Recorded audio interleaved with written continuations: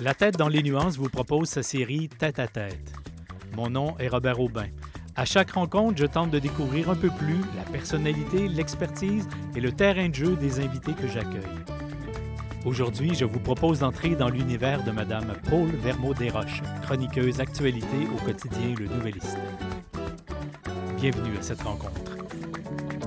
Aujourd'hui, la tête dans les nuances est heureuse de vous présenter un autre tête-à-tête et je vous invite à vous joindre à moi pour aller à la rencontre de Madame Paule Vermeaux-Desroches. Paule, bonjour. Bonjour. Je vais me permettre de te tutoyer. On ne fera pas semblant qu'on ne se connaît pas depuis pas, quelques années. Alors, voilà qui est dit et les conventions sont respectées et assumées. Et assumé. Paule, on te connaît bien sûr comme journaliste au quotidien Le Nouvelliste, mais ma première question, c'est est-ce que tu as un souvenir du moment dans ta vie où la chanson « Au clair de la lune » a retenti et tu as fixé ton attention sur l'extrait « Prête-moi ta plume pour écrire un mot ». Je me demandais où tu t'en allais, là, j'ai eu peur. Bien oui, clairement. C'était, en fait, j'étais au Collège La Flèche, ici à Trois-Rivières. En fait, moi, je me destinais pas nécessairement au journalisme. Je me destinais à rien. Tu sais, j'étais un peu en exploration. Tu sais, je veux dire, au primaire, mon album de finissante disait que j'allais être médecin. Alors, bon, c'est capote, là, on oublie ça. Là, ça se pourra pas. Il y a peut-être une forme de thérapie, mais... Ça se pourra pas. Donc, mais non, c'est ça. Puis au départ, quand j'ai fini mon secondaire, je me destinais à aller en tourisme. Je voulais aller faire le programme de tourisme au Collège La Flèche parce que moi, dans ma tête, étudier en tourisme, ça voulait dire voyager. Erreur. Ça veut dire faire du marketing et beaucoup de gestion et beaucoup d'affaires, mais ça ne veut pas nécessairement dire voyager. Ça peut, mais bon. Alors, quand j'ai vu que ça répondait peut-être pas à mes aspirations, j'ai plutôt choisi le programme qui était en lettres de communication. Je me suis dit, on va essayer ça. Il y avait de la photographie, il y avait de l'histoire de l'art. On a fait le deuil des voyages, là, parce que... Oui, mais on les fait autrement, les voyages. Okay. Là, on se prive pas. On se prive pas. Mais c'est ça. Donc, c'est vraiment... Je me suis retrouvée dans ce programme-là un peu par hasard, parce que le programme m'intéressait, mais c'était pas nécessairement parce que je m'en allais quelque part avec ça. Je me suis dit, on va... Un prix universitaire dont la matière m'intéresse, on va aller faire ça, puis on verra après. Et au courant de ce cheminement scolaire-là, j'ai eu un cours d'écriture journalistique donné par un certain Martin Franqueur, qui est aujourd'hui mon collègue au Nouvelliste, qui est chroniqueur comme moi. Donc, Martin donnait le cours d'écriture journalistique et j'avais beaucoup aimé le cours. Je pense que j'avais quand même bien réussi aussi. Puis ça m'avait beaucoup parlé. C'était une matière qui m'intéressait. Puis Martin était venu me voir à la fin de la session en disant est-ce que, premièrement, tu as été excellente. Est-ce que ça t'intéresserait d'appliquer sur le stage au Nouvelliste? Parce que chaque été, le Nouvelliste reçoit encore des stagiaires des différentes écoles de communication un peu partout au Québec.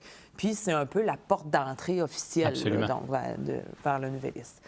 Fait que stage d'été, bien, je dis oui, pourquoi pas, ça pourrait être le fun. J'avais pas nécessairement d'emploi d'été de prévu. Et pas de voyage de prévu? Pas cet été-là, non, effectivement. Puis j'avais envoyé ma candidature, j'ai été retenue et j'ai fait l'été, donc le stage d'été 2001 au Nouvelliste. Et là, ça a été la révélation. C'est un métier qui s'apprend, mais c'est un métier qui doit se vivre avant de vraiment le connaître. Là. Donc, c'est vraiment... Martin a été l'élément déclencheur qui m'a amené vers ça, mais vraiment, c'est mon premier été de stage qui m'a fait découvrir ce métier-là, puis j'en suis jamais sortie. Et est-ce que tu penses que si le stage avait été orienté, par exemple, vers une station radio, ce c'eût été le même coup de foudre, ou bien il y a vraiment quelque chose qui te relie à l'écrit? Non, c'est une bonne question, je le sais pas. L'amour pour l'écriture s'est développé avec le temps aussi. J'étais quelqu'un qui aimait beaucoup le français, qui a toujours été... c'était ma matière forte. J'aimais écrire, oui, mais tu sais, je n'étais pas quelqu'un qui écrivait chez moi le soir, mes souffrances et tout ça. Non, on n'était pas là. Mais c'est ça. Donc, peut-être que si j'avais été initiée à la télévision, tout de suite, je serais allée à la télévision ou à la radio, je ne sais pas. Ça a été l'écrit qui s'est présenté, puis je n'en regrette pas une seule seconde. La vie est ainsi faite. Absolument. On parle souvent du célèbre mur entre le rédactionnel et le commercial. C'est pas là où je vais aller. Mais quand on est du côté rédactionnel, est-ce qu'il y a moyen de se construire un mur contre contre nos biais personnels quand on aborde un sujet? Comment on fait ça? C'est une excellente question. Comment on fait ça? Ça vient un peu naturellement, à un moment donné, de dire... Excusez-moi. Il y a une... C'est l'émotion. Oui, non, c'est ça. Je suis tellement émue. Moi, j'ai toujours dit, le jour où vous serez capable de me dire, en lisant un de mes articles, pour qui je vote, je vais avoir échoué. Alors, ça demande un exercice quand même assez fastidieux de... Un bon journaliste, je pense qu'il doit être aussi à l'écoute, mais à l'écoute de tout le monde. Nonobstant ses pensées ou ses préférences personnelles. Évidemment qu'on a tous des préférences personnelles. Évidemment qu'on on a des idées. Oui, bien, c'est ça, exactement. Mais à partir du moment où on se met en mode écoute et où on va chercher vraiment tous les côtés de la médaille et où on accepte de s'effacer derrière le crayon qui donne la voix aux autres. Tu sais, c'est un processus qui est très difficile à expliquer, mais ça se fait... Mais tu le fais bien. Mais c'est ça, mais ça se fait de par le fait de prêter sa plume à la voix des autres.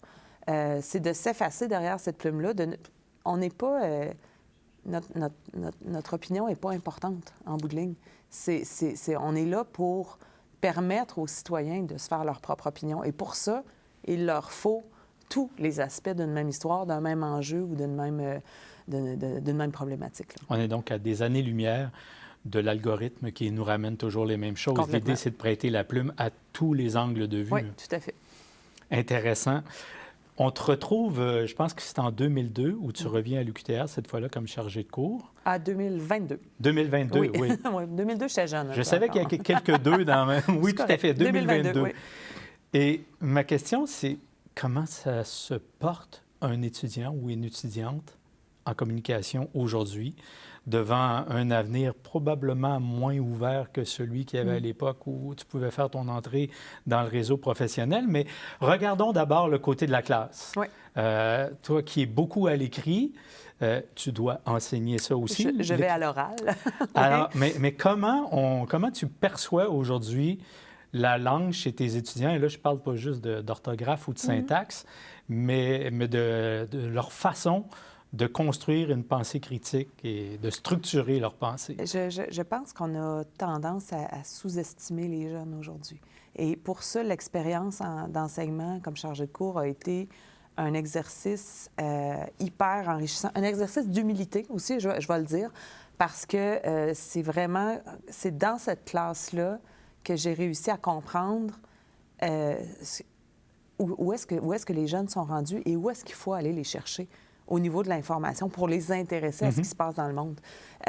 Parce que des fois, on est tellement pris dans nos trucs, puis on dit toujours on a le nez collé sur l'arbre, mais eux, c'est la forêt. C'est cette forêt-là que j'ai eu l'occasion de voir et que je vois encore cette session-ci. Donc, il faut... Il n'y a pas de... Je vois pas les jeunes comme étant désintéressés du monde ou même, on parle de langage ou de pensée critique. C'est une erreur qu'on fait que de penser que les jeunes sont désintéressés de ça, désintéressés de la pensée critique, désintéressés de l'actualité, qu'ils ont toujours le nez dans leur téléphone puis qu'ils s'écoutent que des niaiseries. C'est pas vrai. Moi, c'est pas ces jeunes-là que je vois. Alors, moi, j'ai confiance. J'ai des belles discussions avec ces étudiants-là. J'ai des débats super intéressants. Ils m'apprennent... Là, c'est cliché ce que je vais dire, OK? Mais ils m'apprennent autant que je leur apprends, mais c'est vrai. Il y a des moments où tu te sens challengé professionnellement? Bien, absolument. Absolument. Ça peut ressembler à quoi? Bien, ça me remet en question moi-même. À un moment donné, là, j'essaie de trouver un exemple rapidement comme ça, mais où ils vont m'arriver avec un exemple complètement concret de quelque chose qui s'est passé dans l'actualité et où ils me disent, bien ça, madame, nous, à nos yeux, c'est subjectif, c'est pas objectif. Ce que le journaliste a voulu faire ici, comment ça se fait qu'il l'a pas fait de cette façon-là, plutôt que cette façon-là? Vous n'êtes pas d'accord avec nous que ça peut tendre vers la subjectivité? Là, t'es comme, bien... Peut-être. Peut-être un peu. Mais c'est ça. Mais il amène un point de vue que tu n'as peut-être pas vraiment vu de par le fait que ça fait tellement longtemps aussi que tu fais ce métier-là qu'eux ont une lecture complètement différente. Puis ça ne veut pas dire que c'est pas deux lectures qui ne peuvent pas se rejoindre. Tu sais. Donc, non, moi, l'enseignement, c'est une révélation. Je trouve que ça a fait de moi une meilleure journaliste, je pense, aussi. Et est-ce que le feu qui anime leur passion, parce que c'est toujours ça, quand on trouve ce qu'on pense être son chemin de vie, ça ne veut pas dire qu'il n'y en aura pas d'autres, mais ce feu-là, cette passion-là, est-ce que tu la sens amoindrie par rapport à tout ce qui se passe dans le milieu médiatique où les salles de presse ferment, les télé coupent des postes? Est-ce qu'eux se voient quand même un avenir? Oui, ils se voient un avenir. Ils le voient peut-être autrement, mais tu sais, il y a des postes qui se coupent, il y a des télés qui se réorganisent, tous les médias sont en train de se réinventer, mais il y a encore de l'information qui se fait. Donc, je pense que, tu sais, il y aura toujours de la place pour du bon journalisme. Il y aura toujours de la place pour de l'enquête, pour des dossiers. Il y aura toujours de la place pour de l'information locale, où ce que les communautés se rejoignent se mobilisent autour de leurs organismes, de leurs entreprises. Mais ça prend de l'information locale pour faire ça. Il y aura toujours une certaine forme de ces médias-là traditionnels qui, autrefois, faisaient des millions, qui n'en font peut-être plus aujourd'hui. Mais non, écoutez, je m'apprête, bien là, on est en janvier, je vais commencer là, la semaine prochaine un cours d'écriture journalistique. Mais j'en ai des inscriptions. C'est pas un cours qui a été retiré de l'horaire parce que plus personne est intéressé à ça. Je vais enseigner à plusieurs étudiants, plusieurs dizaines d'étudiants qui veulent apprendre à l'écriture journalistique pour différentes raisons. Est-ce que ça va tous devenir des journalistes? Peut-être pas. Mais ça les intéresse. Cette notion-là les intéresse. Ils veulent comprendre, ils veulent apprendre, puis ils veulent se forger une pensée critique avec ça aussi. Et à coup sûr, tu seras la Martin Franqueur d'une autre génération. Peut-être que je vais allumer, je ne sais pas, peut-être que je vais allumer une nouvelle passion. Ça sera, j'aurai donné au suivant comme Martin m'a donné il y a quelques années. C'est ce qu'on aime à penser. Voilà. Est-ce que la nouvelle approche pratiquement incontournable dans les médias, qui est celle du multiplateforme, c'est un plus ou c'est une surcharge de travail? Est-ce que pour les nouveaux étudiants, ça va de soi, c'est le nouveau mode de communication aussi? Puis même pour nous maintenant, ça va de soi. Tu sais, le multiplateforme, on en parlait il y a quelques années comme étant un défi. Maintenant, c'est le quotidien. Tu sais. Puis de toute façon, on est tous là, toi, moi, n'importe qui, avec nos téléphones au creux de la main. C'est devenu une extension de notre propre corps. On est toujours en train de scroller plein de choses sur nos téléphones. Je veux dire, les notifications rentrent là-dessus. On fait nos transactions bancaires là-dessus. Tout se fait là-dessus. Notre vie est là-dessus. Bien, il faut que l'information s'adapte à ça aussi. Donc, c'est devenu... c'est devenu un peu le quotidien. On n'y pense plus vraiment comme étant un défi. Ça l'a été, oui, mais maintenant, c'est devenu un automatisme. J'aimerais aller faire un petit tour du côté de tes implications sociales. Et je le mets au pluriel parce qu'il y en a effectivement plusieurs. Il y en a du côté professionnel, mais il y en a qui sont vraiment auprès de la société. Je t'ai vu, par exemple... diriger la campagne du Coquelicot. Je t'ai déjà vu animer des soirées pour l'accalmie, pour prévention suicide. Est-ce que c'est Paul Vermeau-Desroches qui le fait parce qu'elle est approchée de gens qu'elle aime bien, qu'elle apprécie? Est-ce que c'est directement lié à la profession, une façon de redonner à la collectivité? Pourquoi autant d'implications? Bien, il faut toujours faire attention aussi avec le métier qu'on fait de ne pas s'impliquer dans n'importe quoi. Moi, c'est sûr qu'avant de prendre une implication dans le social, je m'assure toujours aussi avec mes patrons, je valide que ça leur convient, que ça ne va pas me placer dans une situation qui est conflictuelle ou qui peut être une apparence de conflit d'intérêt pour quoi que ce soit. Il faut vraiment être très, très, très, très vigilant par rapport à ça. Pour le reste, ce que j'accepte de faire, ça me rejoint toujours moi, toute seule. C'est pas toujours lié à mes fonctions nouvellistes, quoi que ce soit. Je sais que les gens m'approchent de par la visibilité que je peux apporter, mais il y a plein de causes pour lesquelles j'ai eu à dire non parce qu'à un moment donné, le temps me manque. Mais oui, le suicide, c'est une cause qui m'a touchée personnellement, qui me touche personnellement, pour avoir perdu une amie très, très proche en 2005.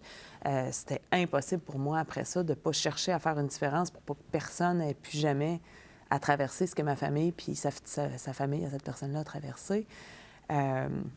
Pareil pour la campagne du Coquelicot. Moi, j'ai une partie de ma famille qui habite en France. Mon grand-père, Raymond Vermeau-Desroches, a fait la Deuxième Guerre mondiale. Il était au front.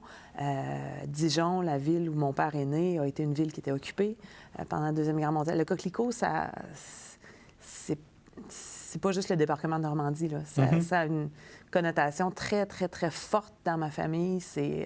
Nous, on a, tu sais, de par la façon dont mon grand-père et ma grand-mère m'ont raconté la guerre, j'ai pu vivre à travers leurs yeux l'occupation. Qu'est-ce que c'était réellement que l'occupation en Europe? C'est pas possible de rester insensible à ça. Puis quand c'est des gens que tu as aimés, qui ont vécu ça, qui ont vécu ces horreurs-là, bien, non, tu peux pas dire non à ça. C'est la moindre des choses que de penser que les gens qui nous ont libérés, il faut leur donner aujourd'hui les moyens d'avoir une belle vie, une belle fin de vie, qui soient accompagnés dignement. Nos vétérans, puis ça s'applique maintenant aussi à ceux qui ont fait la guerre de Corée, à ceux qui sont allés en Afghanistan. C'est la même chose. C'est la même chose. Mais on sent très bien un engagement personnel. Tout à fait. Oh, ça oui, répond à ma question parce que je me demandais s'il y avait du côté des médias la même prérogative que, par exemple, un professeur universitaire qui doit redonner à la société. Non. Alors là, on parle... c'est vraiment... Dans mon cas, moi, en tout cas, c'est vraiment des implications très personnelles. On l'a bien senti, d'ailleurs.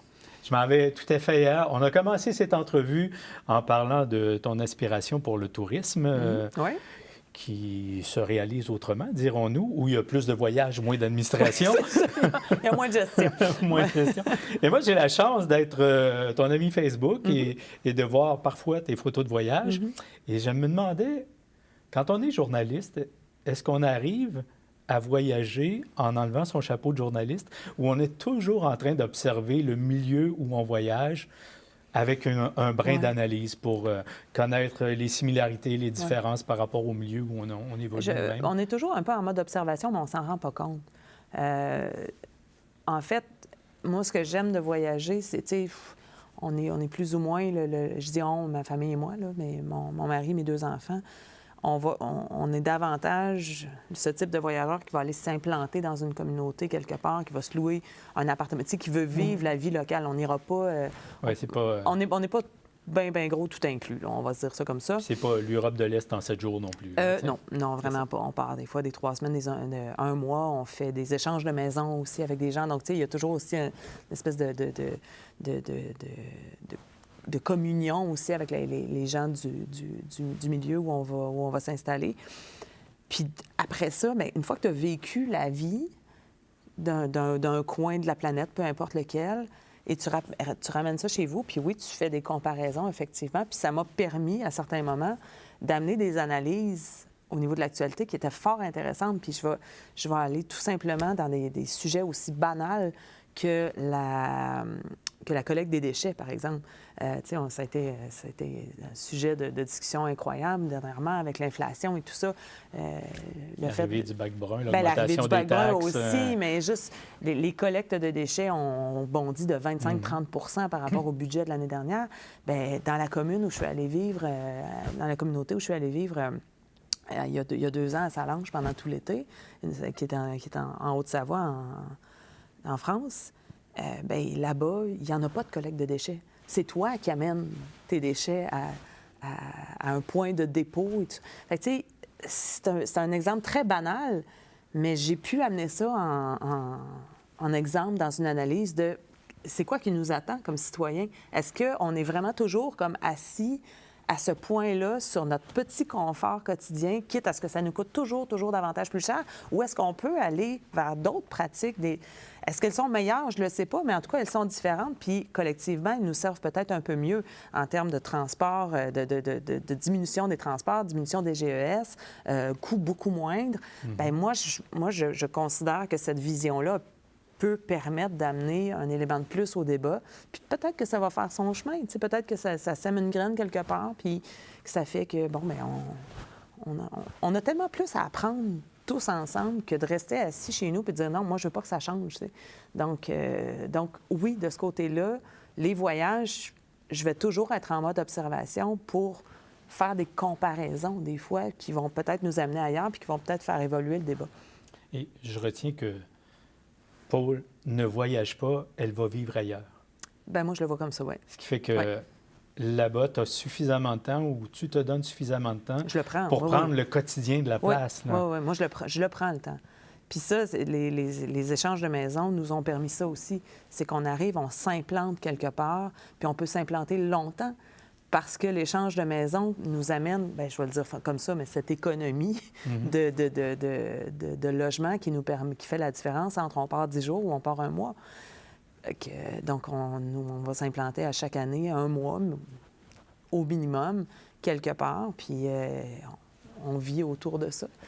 Et dans cet échange-là, parce que c'est une formule à laquelle j'ai déjà pensé, mais je n'ai pas fait encore. Je le recommande. J'imagine, j'allais dire, à l'évidence, il n'y a pas eu de mauvaise expérience. Et il y a peu de relations avec les gens avec qui vous échangez des maisons. Au contraire. Parce que c'est le même temps, là, ils arrivent chez vous quand vous êtes chez eux. Tout à fait, mais la préparation de tout ça se fait par FaceTime et par tout est... Et on en vient qu'on échange tellement en amont avec ces personnes-là que le jour où ils arrivent chez nous, on a l'impression que c'est des amis qui s'en viennent chez nous, même si on ne se voit pas. Et je te donne un exemple. Il y a 3 ans, on s'était retrouvés dans un autre village en France. On va beaucoup en France à cause de la famille, évidemment. On va les voir aussi. Mais on s'était retrouvés dans cet autre village-là en France. Et l'année dernière, on s'est retrouvés à aller leur rendre visite. Je leur avais écrit, puis je dis, bien, on est peut-être à 1 heure et demie de chez vous en voiture. Est-ce que vous êtes là? Ouais, ben oui. Ben, on se fait un souper? Oui, on va se faire un souper. Fait qu'on ne s'était jamais rencontrés en personne, mais on avait tellement échangé que c'était comme si on se connaissait depuis tellement longtemps. On est arrivé là, puis ça a cliqué tout de suite, t'sais. Parce que c'est des gens, les gens qui vont faire des échanges de maison, des gens qui partagent les mêmes valeurs, valeurs d'esprit d'entraide, d'esprit de communauté, de confiance aussi envers l'autre, d'envie d'échanger. C'est pas... Fait que le contact se fait tellement facilement. Là. Le temps passe tellement vite, il y a plein de sujets que je vais aborder, On y va. dont la fille des arts. Oui. Parce que Paul Vermaux-Desroches, c'est entre autres les productions de la 42e rue. Oui. Mais je dis bien, entre autres, quelle place ça occupe les arts dans ta vie? À quel point c'est un incontournable? Ah, bien, ça a toujours été... c'est un exutoire, un échappatoire, je devrais dire. Moi, j'ai étudié à l'école, bien, à l'époque, c'était 5 heures de Marie, mais qui est devenu Jacques-Étu, donc qui est l'école de musique là, dans le secteur Câble-la-Madeleine. J'ai étudié le violon avec Francine Dufour, qui était ma prof de violon, qui est restée une amie là, depuis tout ce temps-là. Et après ça, bien là, ça a été chant choral avec la chorale de l'OSTR, Raymond Perrin. Je me suis beaucoup impliquée de ce côté-là aussi. Puis les productions de la 42e rue sont arrivées un peu comme un cadeau de faire de la comédie musicale ici à Trois-Rivières, de reproduire du Broadway sur les planches de Trois-Rivières. C'était super intéressant. Donc, on était une petite gang autour de ça. On s'est beaucoup impliqués là-dedans. On le fait encore, d'ailleurs. Donc, c'est un peu... ça a toujours fait partie de ma vie, la musique, le théâtre, mais pas au point d'en faire une carrière. Donc, tu sais, ça devient cette espèce d'échappatoire où tu as tes amitiés aussi qui se développent là-dedans, qui deviennent un peu ton équilibre dans la vie. Donc, il n'y a pas que le travail. Il faut s'amuser de temps en temps. Puis moi, les arts, c'est ma façon de m'amuser aussi. Et je remarque que tous les exemples que tu me donnes sont issus des arts de la scène. Oui. Est-ce qu'il y a aussi une passion vers les arts visuels, par exemple? Pas du tout. En fait, oui, pour les regarder, pour les acheter, mais je suis nulle à chier. Okay. Non, moi, un bonhomme allumette, c'est ma norme. Là. C'est vraiment... Je suis pas bonne. Je ne l'ai pas dépassé, moi, c'est clair. Mais voilà. Fait que non, je n'ai aucunement la prétention que les arts visuels... Mais j'apprécie beaucoup l'art visuel. Mais moi, là, vous n'avez pas envie que je vous fasse un dessin. Pas du tout.